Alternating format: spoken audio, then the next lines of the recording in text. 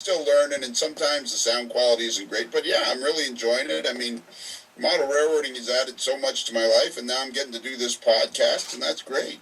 Now, I know we see Lionel a lot on Railmasters TV. Train Masters. I messed up, Joe. I'm sorry. Train Masters TV, working with Barry, and we've seen you working with Miles Hale and a lot of different enjoyable projects that you guys work on. Tell us a little bit about that experience. Well, Train Masters is really cool. It's run by Barry Silverthorne. Joe Fugate had told me that he was looking to do some video, and around the same time he got an email from Barry Silverthorne, who is an experienced videographer, and he wanted to do these videos, but he had no way of distributing them. So the two of them got together, and then Barry contacted me. He'd seen me on a few YouTube videos and said, "You'd be great at hosting these." And I went, "No, I wouldn't." He said, "Yeah, you'd be good." And I said, "No, I wouldn't." And finally he talked me into doing one of them, and it's a lot of fun, and I'm very, I don't know if I'm particularly good at it, but I certainly have the ability to speak up.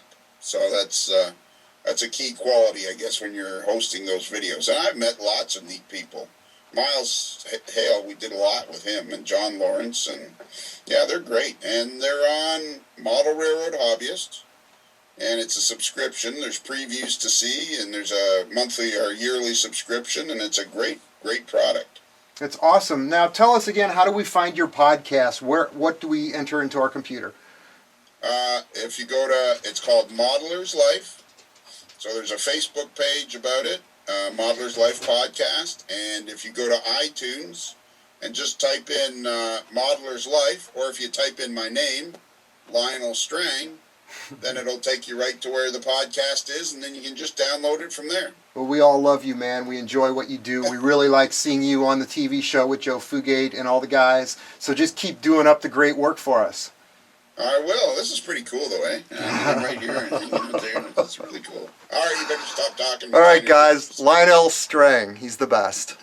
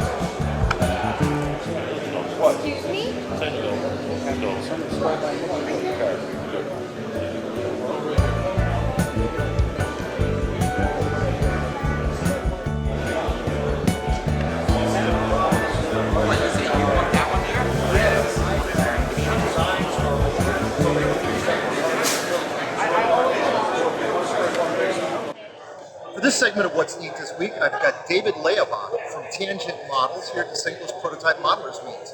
Now, you've seen a lot of David's models because Jeff Meyer shoots a lot and weathers a lot of his models for segments of the show. But it's really nice to have a manufacturer here in St. Louis to talk to. So, Dave, tell us, what is it that you've got that's new this year? Well, first of all, thanks a lot for letting me come and be on your show today. We've got a brand new covered hopper today. It's called the General American Dry Flow Covered Hopper. It was produced by General American Transportation Corporation in 1959. It was production for about 4 years. It was bought by 16 railroads and many private operators. And this is the first release of the car is available now. So that's the first thing we've got today that's new. Tell me, what else do you have?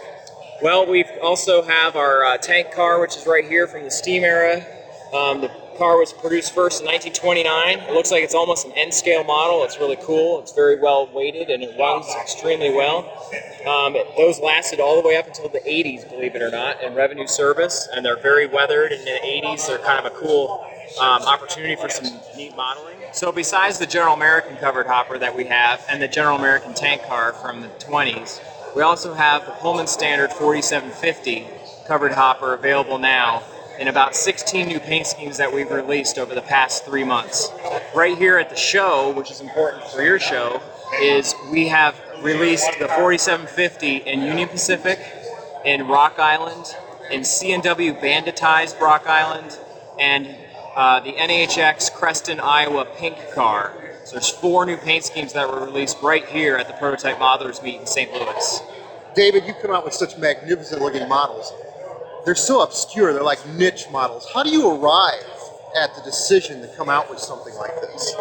Well, to me, it's a number of factors. I think the first one is I spend a lot of time studying freight cars. I've looked at books from every railroad you can think of, like Penn Central or Erie Lackawanna or Burlington Northern, back and forwards through time. So I go back to the steam era. I look at steam era consists and trains, like Missouri Pacific Steam.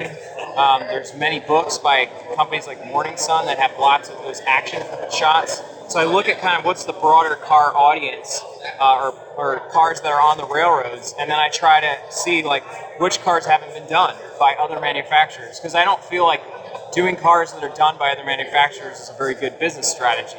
I try to focus on cars that are unique and different and can be executed well by my company. And one of the things I look at, besides era, is kind of the different colors and paint schemes that I can put on the cars so that that can sell product. So that's kind of where I head when I think about new product development. That's really inspiring. The fact is, there's more room out in the water for any young guy who wants to do this, but there's a learning curve, and it looks like Dave's got it pretty figured out. Dave, I really appreciate you being in St. Louis and showing us the awesome models that you've made. Now, you've said you've made 9 models now in the past 7 years, so I'd almost call you still sort of a newbie on the block, but you really know what it is that you're doing, and we appreciate what it is you've done for us. So thank you. Oh, you're welcome. I really enjoy to build prototype models myself. I haven't built a lot of models recently because I spent a lot of time building this company.